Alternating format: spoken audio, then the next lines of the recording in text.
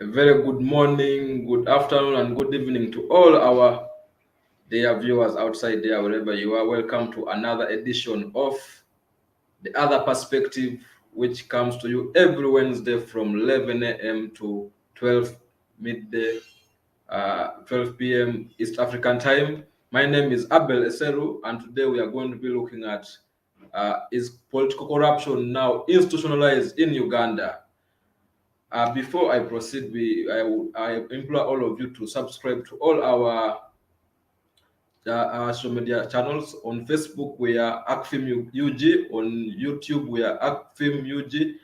And on Twitter, we are also at ACFIM UG. Kindly subscribe to all those to our YouTube channel, like our Facebook page, and also follow our Twitter handle so that we can be able to engage and also engage beyond the live hour show.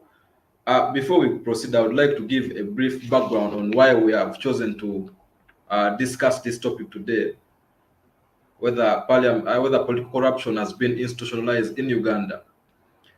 The credibility of the 11th Parliament to play its cardinal constitutional roles of oversight, accountability, legislation, and appropriation has been cast in doubt following the recent questionable Uganda shillings 40 million, which is equivalent to 10,958 US dollars that each member of parliament received.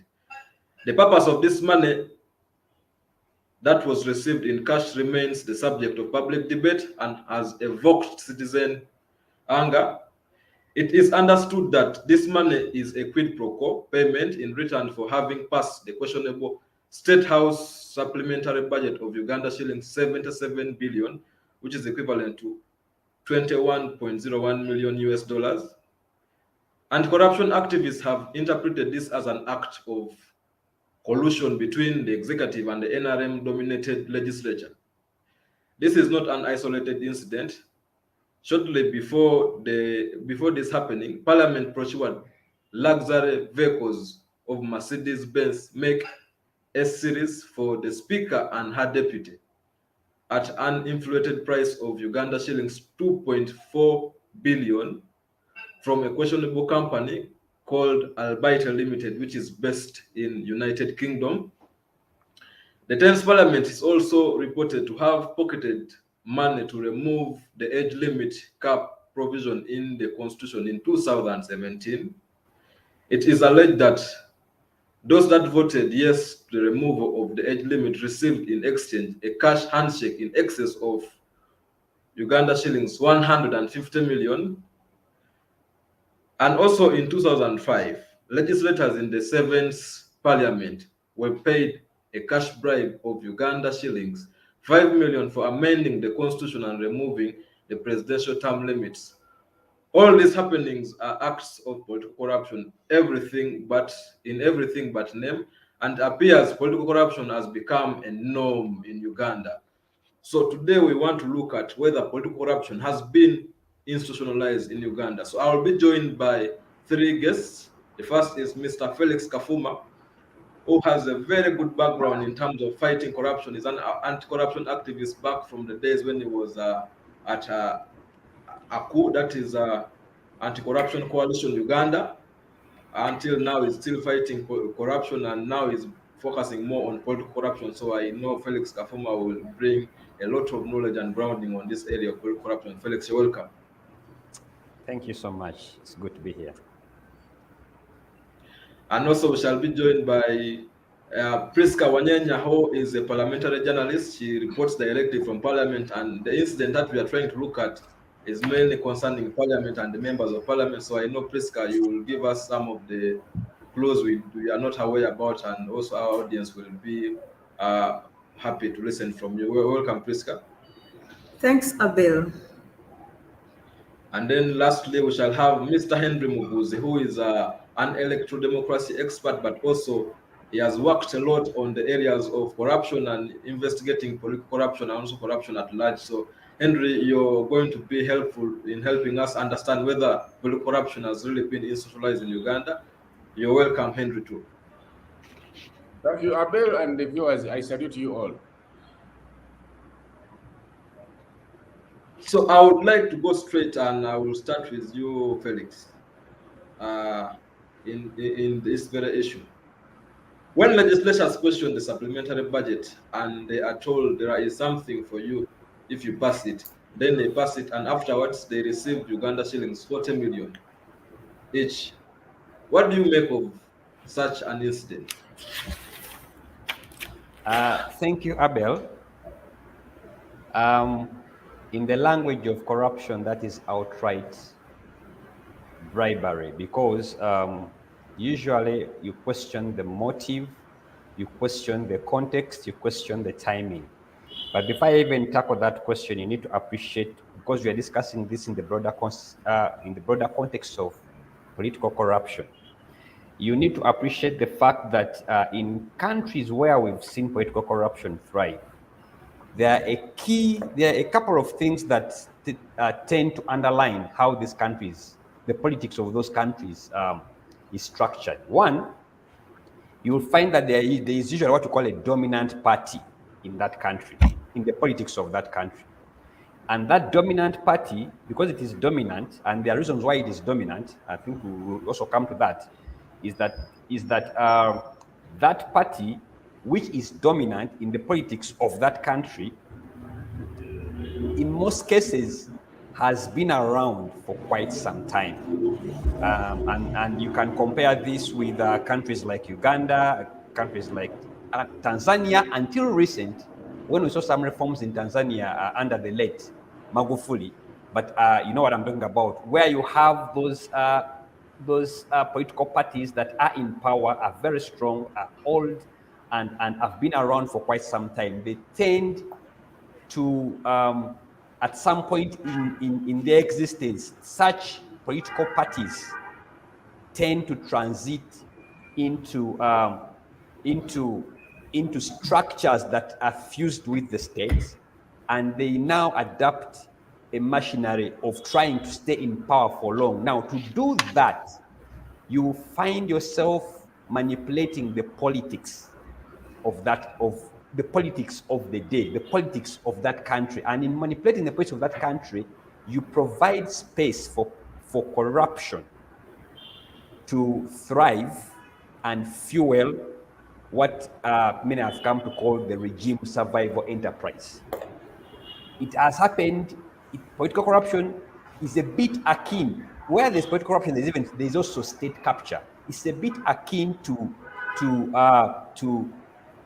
political parties that are very strong, that have been around for a long time, that are fused with the state. When you look at what's happening in South Africa, what's happening in Uganda, what happened, and I think it will come back in Tanzania as well.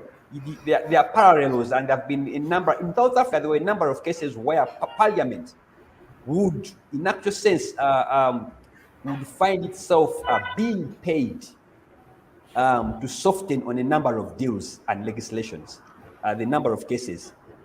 So let me come back to your question that, okay, you have a parliament that has been paid and is sustained by taxpayers to conduct its three cardinal, I think there are four cardinal roles of legislation, representation, oversight, and then what's the fourth one? I think I forgot the fourth one. It's legislation, representation, oversight, and what's the fourth one? And accountability. Thank you, Henry. And accountability. You are paid by taxpayer.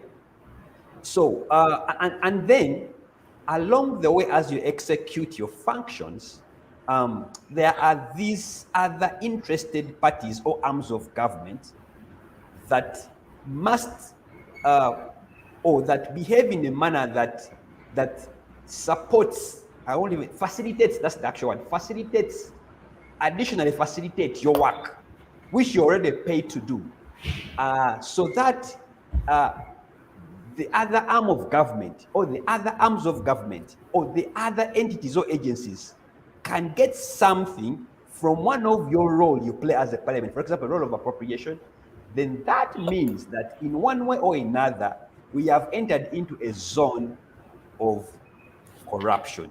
Corruption happening to influence politics, because at that level, when you look at what Parliament does, that is politics. When you look at what other arms of government are doing, that is politics. So this is corruption that is facilitating the politics. And anybody out there may ask, okay, that's politics. But when you talk about politics, we're talking about resources, distribution, appropriation of resources. So the acts of this Honorable 11th Parliament to transact in exchange for a certain supplementary budget to be passed, that is outright bribery. So you can't expect such a parliament to perform its four cardinal functions because it is already compromised. That kind of parliament, you can't expect it to do oversight, to hold other entities accountable, to legislate without thinking of transacting, and to also represent the interests without fronting their interests. So I think we are in a situation whereby we have a parliament which is not so different from the previous parliament. We have a parliament that has already, I think it has already shown us what they stand for and what they represent. If anybody has a carrot that will be dangled, that parliament expected to transact. And I think that's where we are in terms of political corruption. They will transact on the politics for their own benefit. Back to you, Abel.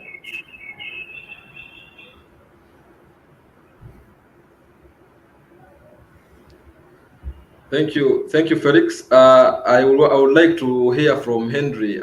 You've just had Felix trying to give his views on why the 40 million is outright bribery.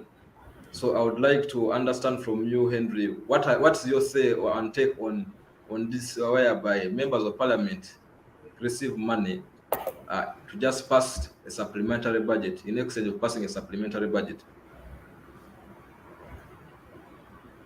So thank you, Abel. Let me give this context.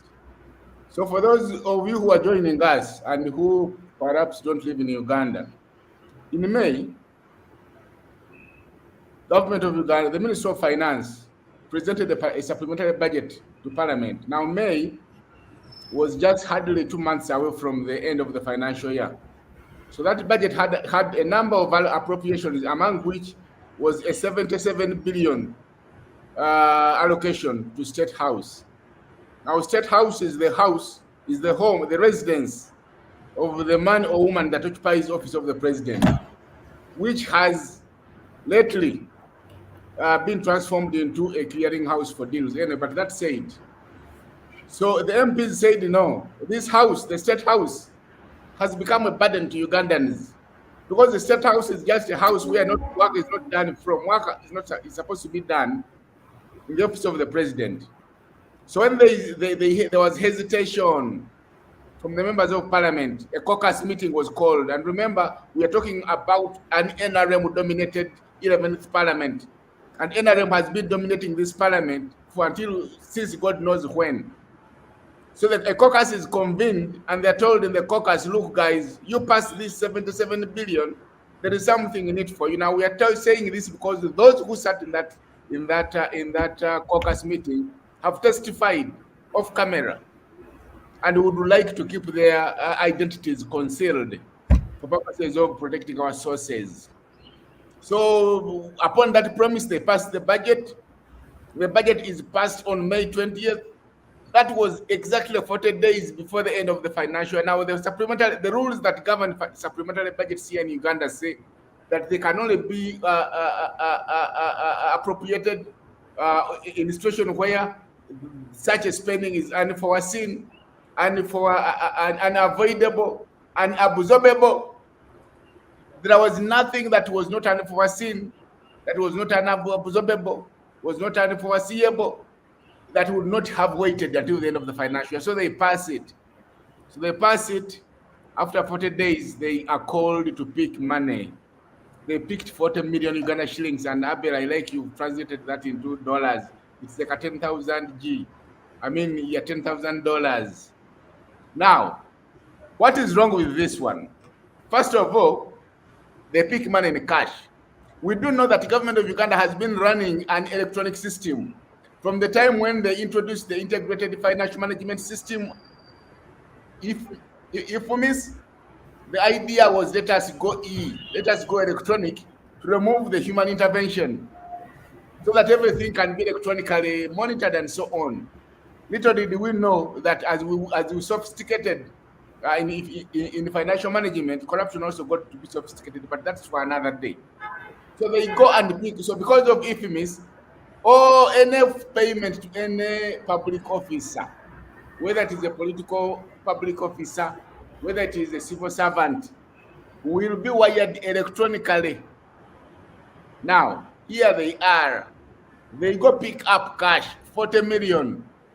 Well, I don't know whether we were able to get a picture of 40 million, because 40 million means a stack of bundles, which you cannot just carry. So those that subscribe to the NRM were able to go and pick the money in cash from the office of the president at Parliament. Okay, at the office. I cannot say from, because I was not there to see whether they were inside, at the reception, at the outside, but there. And then those that were belonging to opposition went to the Honorable Speaker's home. And they were advised, when you arrive, you should be able to come in the disguised manner, pick a motorcycle or a tuk-tuk. A tuk-tuk better, because tuk-tuk will not be seen, come with a backpack. So here are the questions. Number one, when they received it, what did they receive? Did they receive a gift? And if it were a gift, did they declare it in line with the Leadership Code Act that defines, that prescribes that all gifts must be declared? If it was a payment, how do you get a payment in cash when the system is electronic? Or was it a loan? So what was this money? We cannot even find the definition. It's only those that received it that can what? Define it. Now, we do know, you asked earlier a question of the extent to which political corruption has been institutionalized, especially in the parliament, in the institution of parliament. Parliament is a democratic institution, one of the most pronounced institutions of democracy, where it is also an organ of people's sovereignty. So when you go there and take a bribe, you're not only taking it in your own right, you are also representing us, the voters, the electors who stood on 14 January and cast the ballot. But you see, you get to see that they receive this and pocket it. And like you rightly put it in the preamble, this is not an isolated incident. Even the parliaments that came before it used to pocket this kind of money. But the fact that the transaction comes State House, and then the one who is, who is presenting it proposes that you will have something in it for you, is already indicator enough that this is not, this money is shrouded in corruption. It is dirty money. And then you go ahead and you get to be called that here is your bribe, here is your something promised. And then you go pick it from the office of the president, pick it at the office of the president. This already tells you that the institution of government, that is the office of the president, is complicit in propagating this corruption. And those who are opposition, you pick it at the home of the Speaker of Parliament. Does that Speaker of Parliament know why the title is Right Honorable? Was this an honorable act to perform? And I'm waiting to hear from Priska about this, but this is an odoriferous thing. It is stinking. It is obnoxious. It has an odor that we cannot tolerate as citizens, as electors. It's an indicator that indeed corruption has been institutionalized in this country. Thank you, Abel. Thank you, Henry. Now, please, I want to bring you. You've just had the two panelists giving their thoughts on this very issue, and for you, you are based in Parliament and you report, whatever happened and takes place there. First of all, what we know is that Parliament came out and denied that as Parliament, they never gave out money to MPs as an institution. But the NUP MPs clearly came out in the media and said they received this money, and even they were told to return it back. How true is this allegation that? Okay, I don't want to call it I want to call it an allegation because I want to confirm from some people who report from Parliament. How true is it that MPs received this money, and did the NUP MPs really return the money when they were told to return? And also, what are your thoughts on this very issue? Okay, thanks so much, Abel. For the only fact we have established is that yes, the MPs did receive the money, but they are theories. There are two theories on what the money was meant to do, because there is the theory of the supplementary to the president. There is also the theory of popularizing the PDM. And from as someone who reports from Parliament, right now Parliament is in a 2-week recess, but unlike the other times when Parliament is in a recess and you see MPs around, that has not been the case this time around, because we know that most of them are running away from answering questions from journalists about the issue of the money. And when the NUP MPs say that they returned the money, we do not know where they took the money. They returned the money to, who they handed over the money to, because they just woke up one morning and the MPs, their accounts had 40 million in excess. So where do you return that money?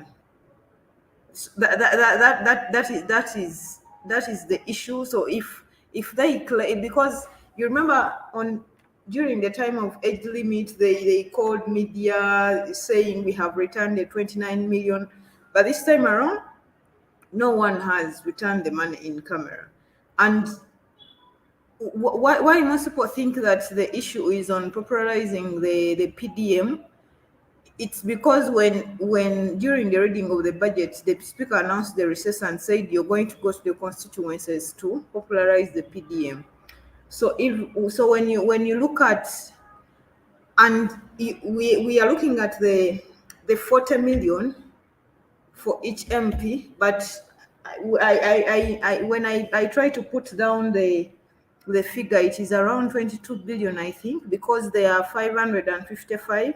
Usually when such a bonanza comes up, they give all the MPs, even the ex-officials. The ex-officials, those are the ministers who have no voting right or anything, who have no constituency. You can cite people like the first lady, you can cite like the attorney general. So the ex-officials around 27. So you're wondering what constituency the attorney general is going to consult on the PDM. I don't know, probably. So that is. I tend to think that when you look at the 40 million alone, we are trying to trivialize the matter. But when you put the money in a lump sum, that brings it to that figure. You see the magnitude of the money that is under context, and you look at what could this money have done. And if we are looking at the issue of the money being meant for popularizing the parish development model, you know that in the coming budget, the parish development model has around 1 trillion, and each parish is going to receive around 100 million and everything. So you're looking at an MP already getting 40 million, or yet a whole parish is going to get 100 million. So and now you're going to the constituency and try to tell people to start working and everything, embrace the parish. They will really face a hard time in the constituency, because now you're going to talk to the people who are already poor and telling them that you have to work for the parish development model. But generally, when you look at the mood at Parliament, the MPs have tried to stay away. I think they are waiting for the public anger to try to cool down before they return after I think in July.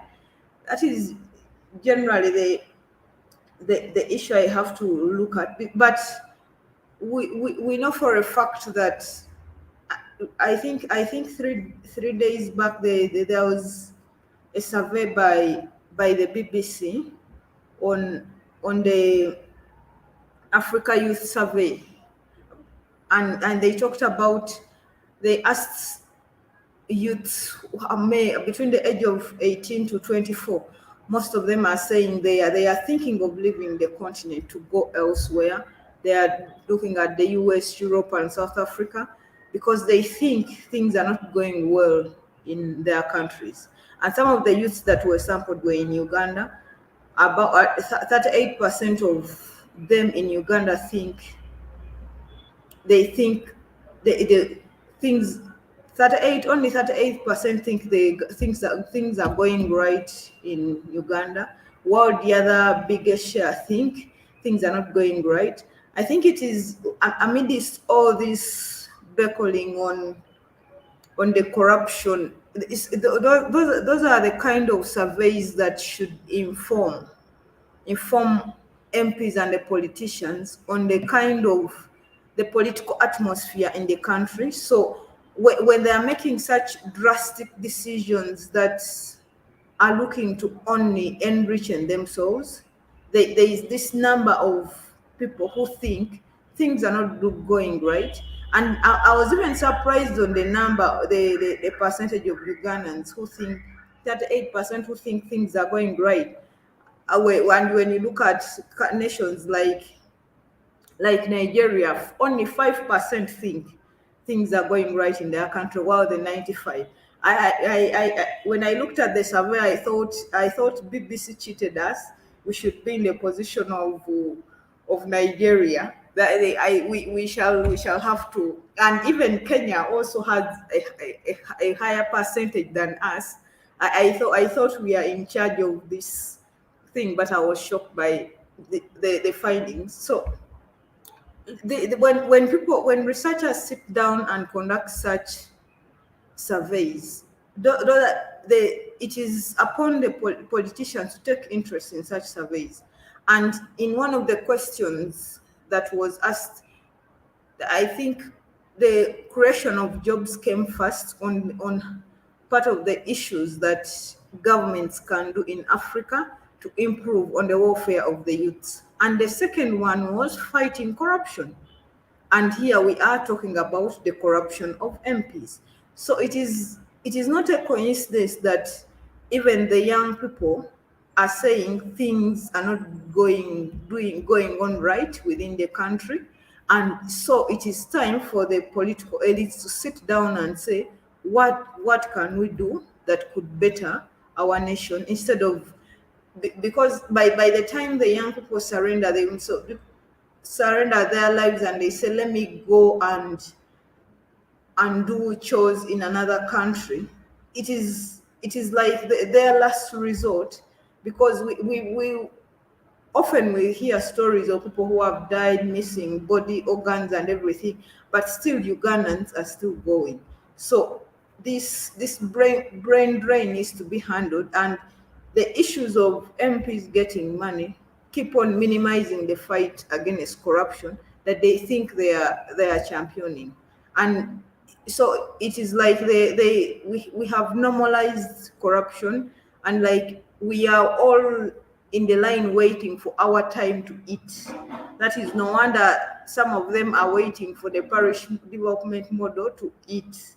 Because if you're going to use this money to popularize the parish development model, you are going to tell someone that they have been telling people, the youths, that don't use this money to marry a second wife or anything. But the youths will turn around and say, but you ate your own share. Did I tell you on how to eat yours? Let me also eat mine. So if this money is really for popularizing the parish development model, I think it shows that the model is dead even before it takes shape within the country.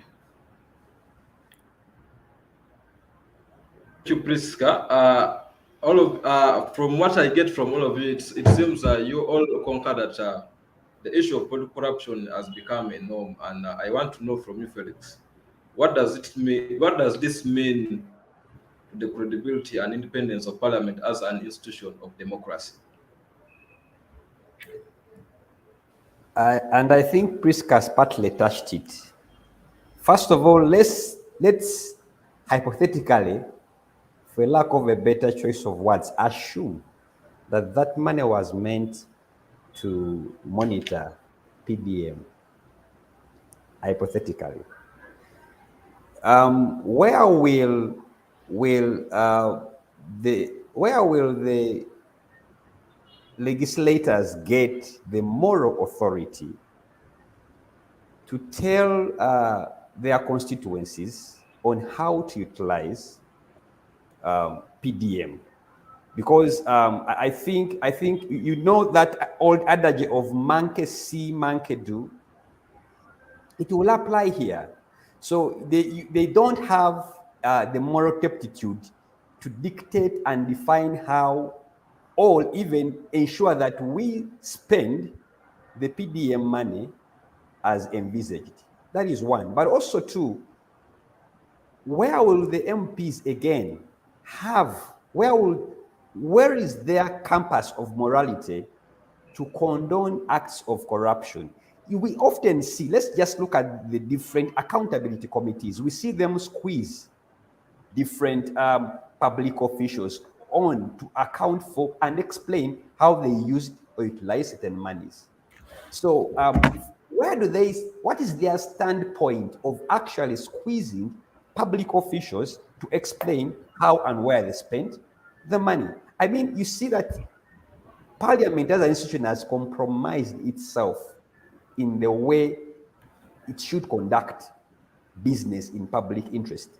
In a normal functioning society and a normal functioning democracy, Parliament should be one of those institutions beyond reproach, respected and with a high level of integrity and degree of integrity. So when you have a Parliament that eats from the palms of the thieves, that picks envelopes, a Parliament that is not shy, because some of them, for example, when you are told to return that money and then you say, I'm not returning it, it means that, okay, you are somehow, this practice of picking money is normal.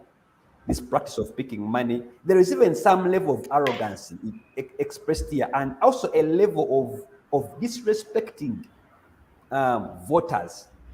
So when you look at even the function of oversight, the function of representation, because when they pick that money, did we ask them to pick that money? Okay, if you are representing our interests, if my MP, for example, if he picked that money,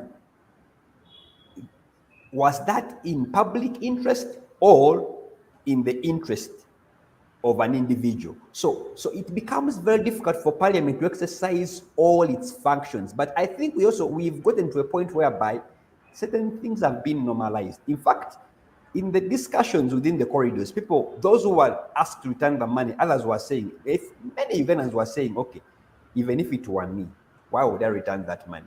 So you see how the institutions that are supposed to lead us in exercising a certain level of integrity somehow are also giving us indicators and markers or the minimum requirements on how far we exercise integrity as a nation.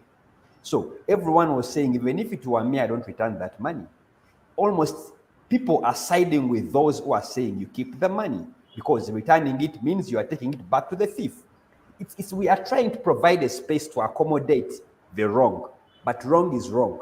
And in the same way, Parliament is functioning within a society that has found a way of accommodating the ills of society, accommodating corruption, accommodating such acts. Now we have a Parliament to legislate, you pay them.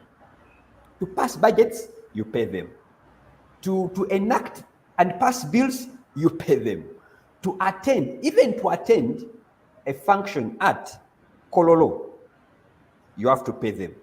Remember, you are already giving them allowances. Already you've paid them, but on top of paying them, you have to facilitate parliament. You facilitate parliament in everything. You pay them to legislate, you pay them to conduct oversight, you pay them to hold others accountable, you pay them to represent, you basically pay parliament for everything on top of taxpayers sustaining that institution. Where does that leave parliament? I think we have a parliament that has defined itself as people who are just waiting for opportunities to eat. No wonder when we are into elections and people are vying for parliamentary seats, it's a cutthroat competition because they know when you get into that house, opportunities to eat will come. And indeed, they come. So, do we have a parliament that is functioning to undertake its mandate like a normal parliament? I don't think we have. The acts of parliament on the 40 million are not so different from the acts of previous parliament on removal of term limits, on removal of age limits. This guy is the money given to MPs towards elections to go and monitor government projects, yet it is money meant to support and facilitate campaigns of MPs, and this is typical manifestation of political corruption, and it's very absurd. My bigger question is, if we all know, if many of us are seeing this as corruption, where is IGG? Back to you, Abel. Thank you, Felix. And now we are going to go for a brief break, then we shall return with the next segment.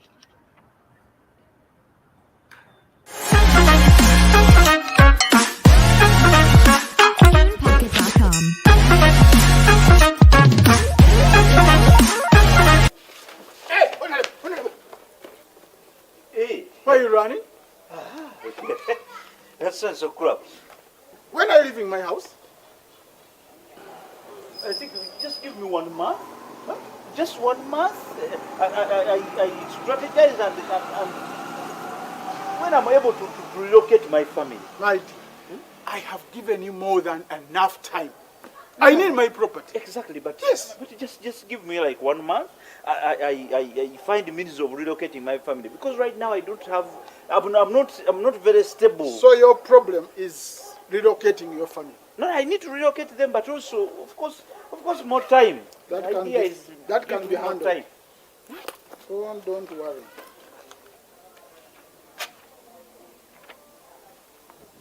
That should be enough to settle you down. Anyway, thank you. What is he doing in my home? I own this place now. Madam, you have 3 days to vacate. What is the meaning of this, Nathan? I'm sorry, Beatrice. I've sold this house. Without my consent? No. I'll fight this madness. No, Beatrice, please. Beatrice, please, Beatrice. That man is very connected. He's very powerful. Please don't. Let's not go there. Besides, he has given me a check. We can start from here. We can really start from here. But why? Why would you do such a thing? Beatrice, I had politics, campaigns. I needed a lot of money to remain in the race. You borrowed money from this money lender to run campaigns? Didn't I warn you from taking such a move? We are unnecessary. This doesn't concern you. But I needed to save our parliamentary seat. But you still lost. However much we invested. I'll start from We are worthy 5 million? Only? Hey, Beatrice, Mana. In politics, you fall and rise. You can lose an election. So you believe you will rise again? Yes, I can win again and become a parliamentarian and put my life back together. Will you write another one? Hey, Beatrice! Please, Beatrice! Please don't leave me. Leaders like these are highly susceptible for political corruption and will not be service delivery oriented.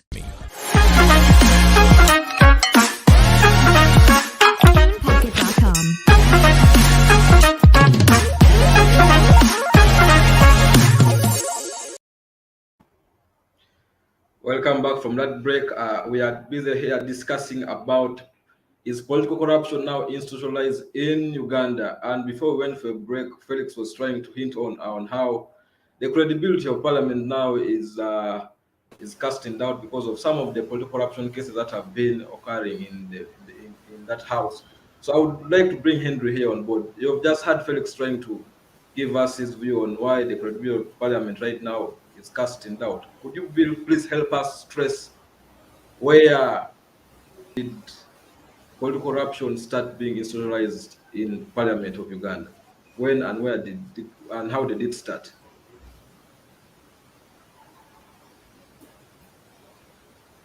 First of all, we have to know that we live in a country that has been consistently rated as one of the most corrupt in the world. In fact, every time the annual Transparency International index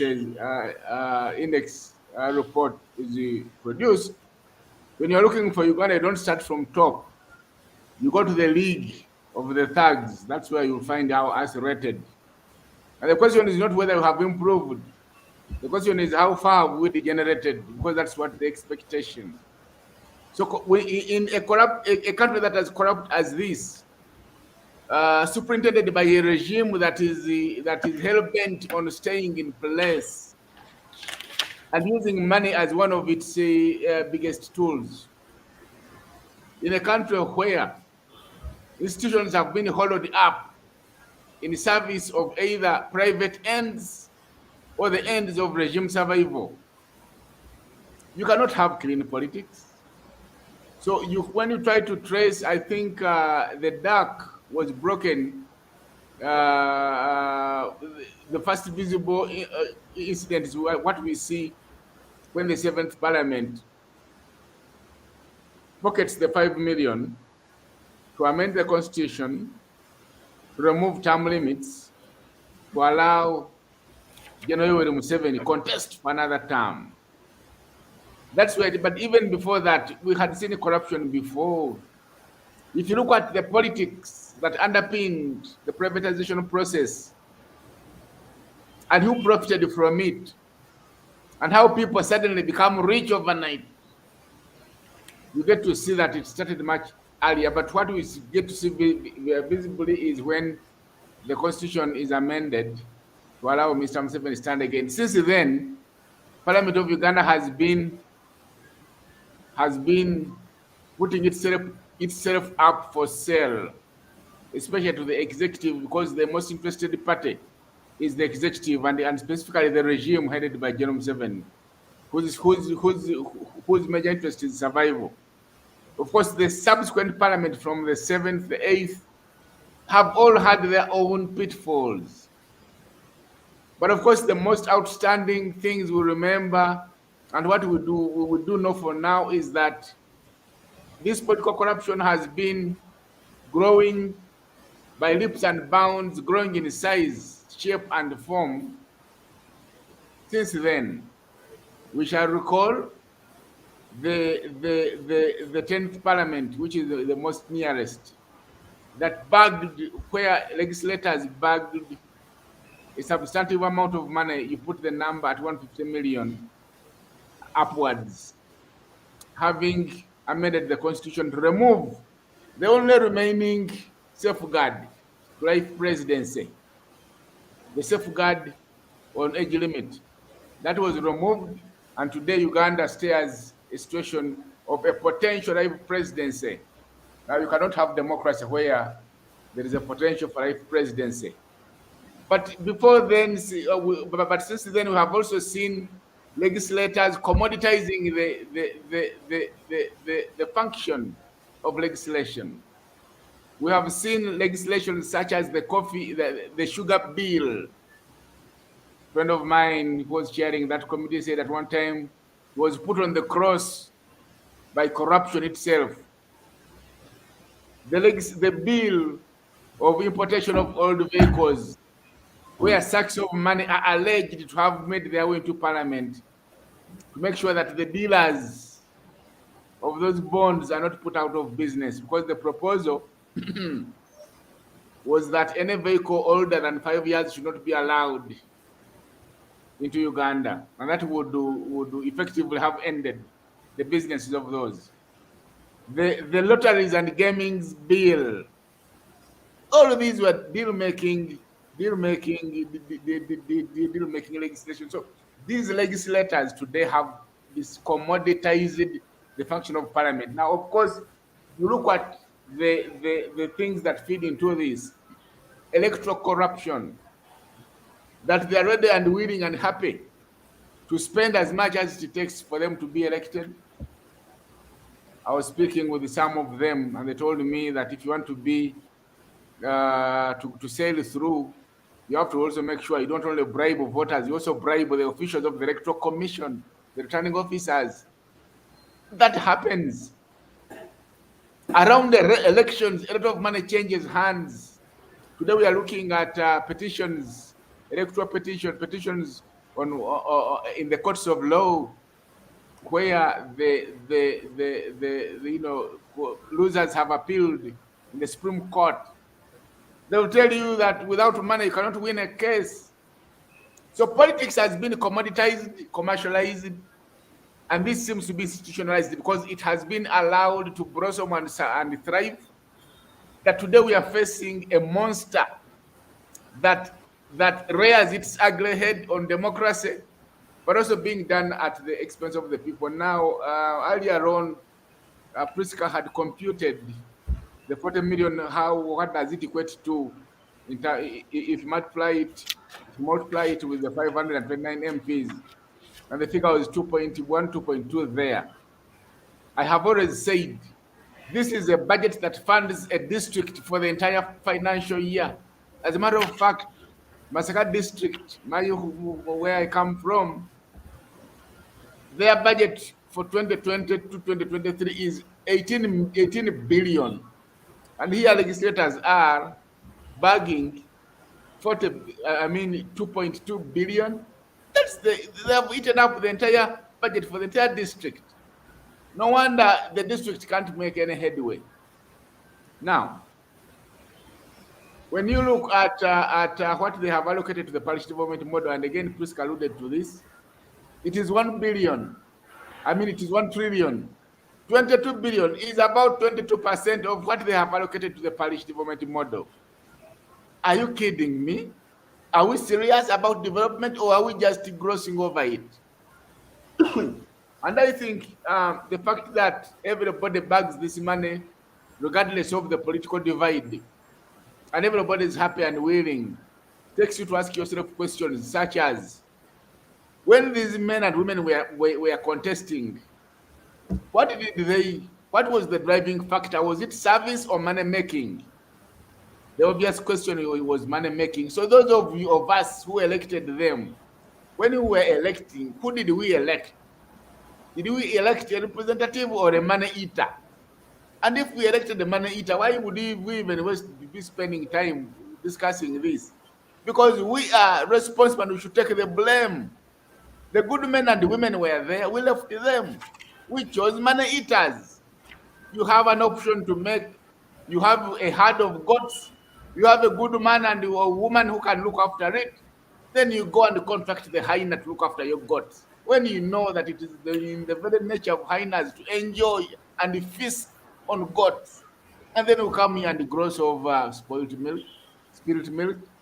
I think political corruption, the truth is, has been institutionalized, and it is going to take, and this regime now does not have the wherewithal, neither the political will, even the capacity to fight it, because you have heard the undertones and statements from the head of state when he warns the IGG to go slow.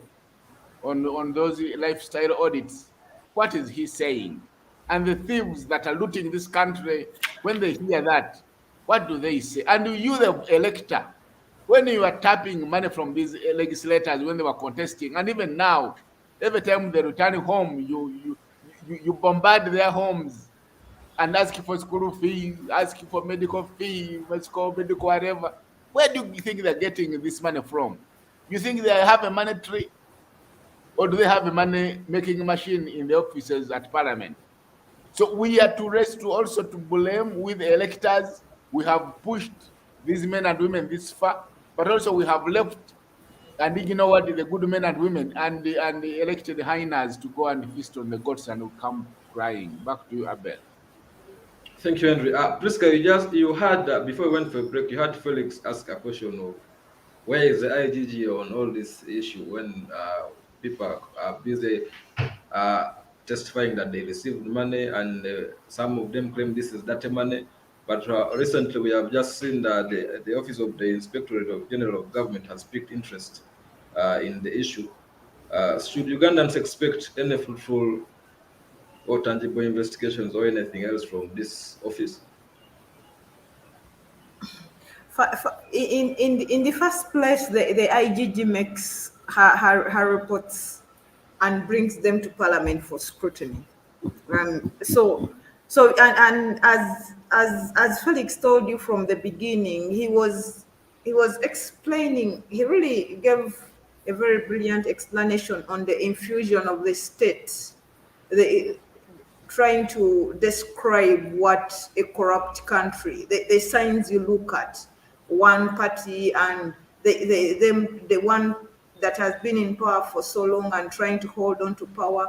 So the infusion, you're looking at the IGG who also reports to Parliament, brings her reports, and she has many of them. I know it's Bunyagonya and Kamia have also pleaded to Parliament that when we bring these reports, please scrutinize them and try to take action. So, and it is Parliament that is going to scrutinize her budget at the end of the day. So, is she willing to go against?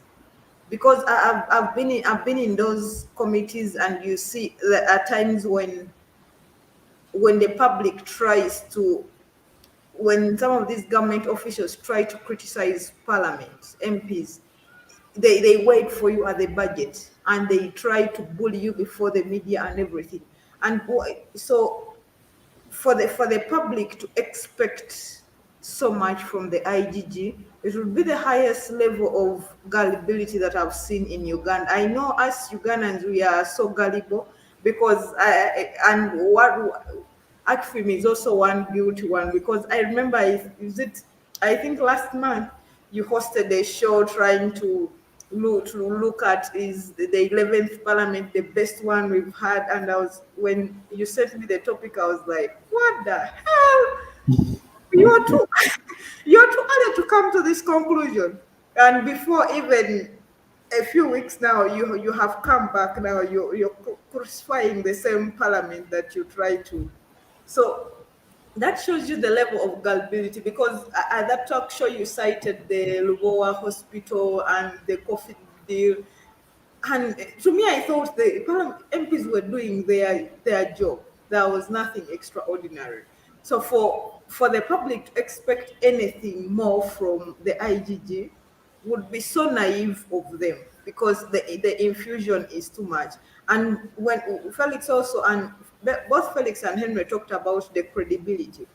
And yesterday I happened to be somewhere, and the civil society were discussing about the tax exemptions that are given to the business community, that are about 7.7 trillion.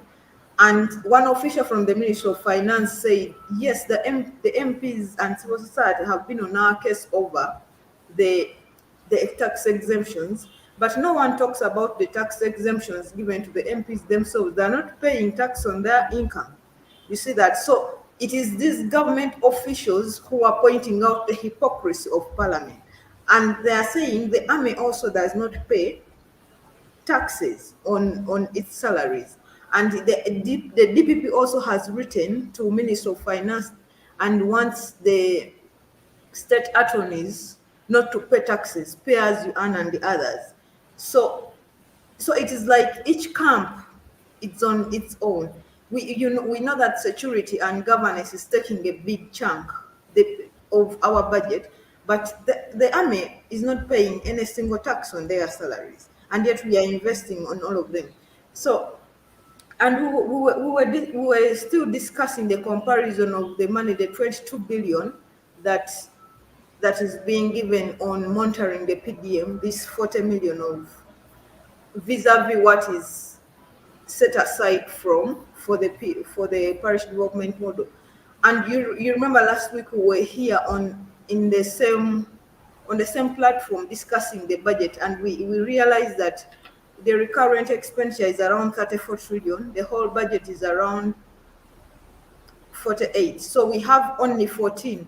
And when you know recurrent has things like salary, paying electricity, rent, so the whole budget, government has only 14 trillion that they are going to invest in development, maybe constructing of roads. The rest of the 34 is going to the issue of wages, allowances, rent, and fuel and everything.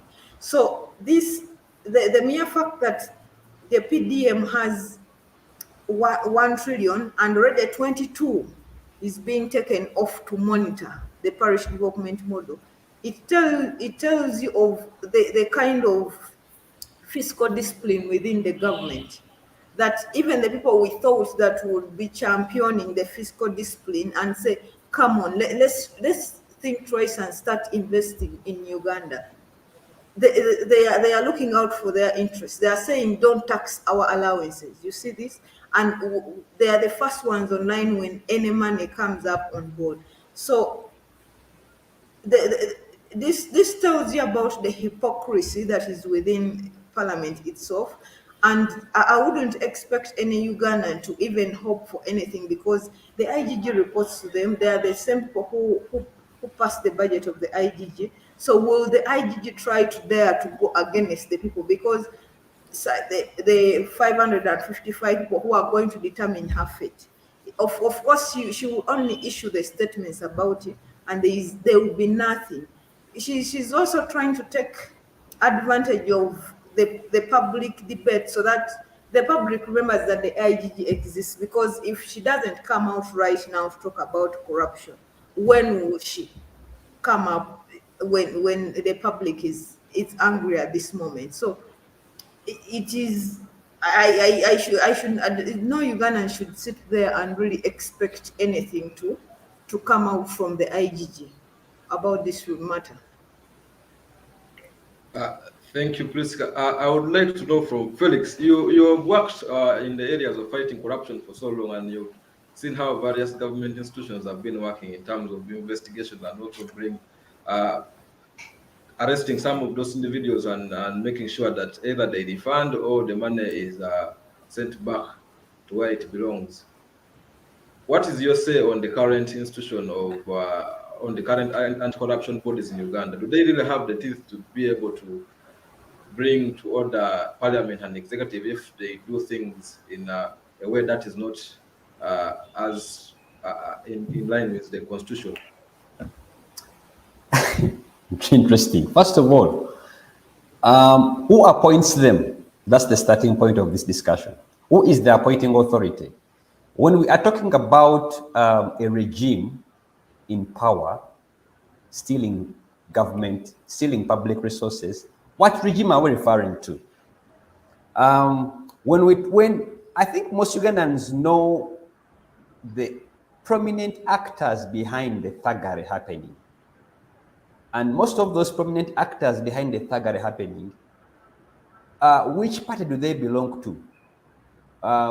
So it's difficult for us to have hope in anti-corruption institutions fighting corruption, because it's like you are asking a dog that escorts its master to steal to catch the master.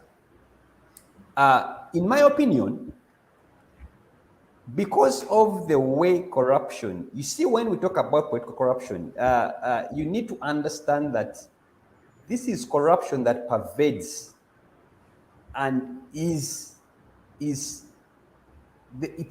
orchestrated by the people who have levers of power. Those who are in power are the ones stealing. Those who have access to power are the ones stealing. You can have access to power by being in power or by being a proxy.